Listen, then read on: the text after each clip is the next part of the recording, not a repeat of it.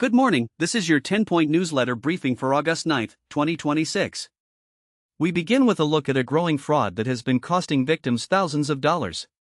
Authorities continue to warn that legitimate officials will never call you to threaten arrest or demand money over missed jury duty, yet a new type of scam has emerged in which fraudsters armed with specific personal details about their targets apply tremendous pressure to comply with seemingly legitimate requests. One woman, Kimberly Fudge, was targeted last month by callers who claimed she was facing arrest. Over a 10-hour ordeal, she was convinced to transfer $25,000 to the scammers, a loss that illustrates how convincing these schemes can be. Meanwhile, the newsletter's podcast team is rolling out a 3-part special series titled The AI Therapist. The series examines the promise of mental health chatbots to support people in moments of need while also exploring the potential dangers that could accompany their use. The first episode dives into the growing field of purpose-built therapeutic tools and shares examples of how people are already interacting with them. Shifting to lighter fare, with wedding season in full swing, the newsletter's style experts offer guidance on decoding head-scratching dress codes such as Hollywood Western and Catskill chic, helping readers navigate invitations that call for everything from frontier-inspired attire to a playful upstate New York vibe. Turning to the day's headlines, we see how foreign policy calculations are being reshaped by developments at sea. President Trump has spent recent weeks laying the groundwork to walk away from conflict should the Strait of Hormuz fully reopen, but Iran's new demands for reopening that vital waterway have narrowed his options, leaving the administration with fewer maneuvering levers. In corporate news, Ukraine strikes on warehouses belonging to Russia's online retail behemoth Wildberries marked the latest chapter in a colorful history that has long tied the company's fortunes to those of the Russian state. The attacks underscore how the ongoing conflict continues to ripple through Russia's commercial sector. Domestically, many condominium boards are facing pressure to raise dues as they work to comply with tightening federal lending rules, a trend that could affect homeowners' monthly expenses across the country. In the markets, strong earnings from the United States' largest companies are driving major indexes to new records. This broad-based performance is helping to ease concerns that the recent rally depends solely on a handful of AI-related stocks. At the same time, investors who poured money into private credit funds have found themselves stuck, spending months trying to cash out their shares without success.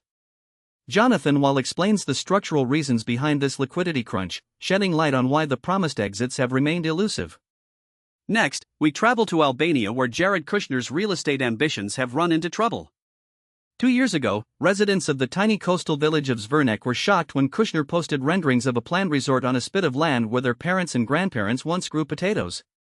The villagers contended that the property had been stolen from them by a suspected gangster, Artur Shehu, a claim reported by Elliot Brown and Vladimir Karaj. Earlier this year, a Kushner-backed development group paid Shehu over $120 million for the land. Just 2 months later, Albanian prosecutors sought Shehu's arrest, alleging he played a lead role in an international drug smuggling operation. Shehu's lawyer insists his client is neither a drug dealer nor a land thief and says he never dealt directly with Kushner. A spokesman for the development group said the Albanian legal system is the appropriate venue for resolving questions about land ownership and the integrity of prior transactions, suggesting that the courts will ultimately decide the dispute. Shifting to the aerospace sector, selling the dream of SpaceX was described as the easy part. Now Elon Musk must hang on as the company's stock swings wildly. Over the past week, SpaceX shares plummeted almost 14% in a single day before rebounding more than 20% from where they began the week, creating a market value swing exceeding $300 billion. For most chief executives, such volatility would be a vomit-inducing ride, but for Musk it serves as a nagging reminder that he has returned to grind mode, needing to deliver on all of his high-flying promises for SpaceX's performance, as noted by Tim Higgins. Our next story takes us to the Caribbean, where Cuba's deepening energy crisis has prompted a turn towards solar power with Chinese assistance. As Ashley Kai reports, the island's fuel shortages, crumbling infrastructure, and near-daily blackouts have intensified, prompting Chinese-provided solar panels to pop up across the country. These installations offer an unlikely bright spot for a power grid that has long struggled to keep the lights on, illustrating how international cooperation is helping to address a pressing humanitarian need. Looking ahead at the week's events, Monday will see jury selection begin for the Tupac Shakur murder trial. Tuesday brings primary elections in Connecticut, Minnesota, Wisconsin, and Vermont, along with special primaries in Alabama and a special Republican primary aimed at replacing Senator Lindsey Graham in South Carolina. On Wednesday, the Labor Department is set to release the July Consumer Price Index, a key gauge of inflation that markets will watch closely. Finally, on Friday, Berkshire Hathaway is scheduled to announce its second quarter stock trades, offering insight into the conglomerate's latest investment moves. The newsletter also highlights a striking statistic from the insurance world. According to a journal analysis of thousands of company regulatory filings, auto insurers resolved 45% of auto liability and medical claims last year without paying out on them. That figure is up from roughly 1 in 3, or about 35%, a decade ago, suggesting a shifting landscape in how claims are handled. And finally, estate sale shopping has transformed into a full-contact sport.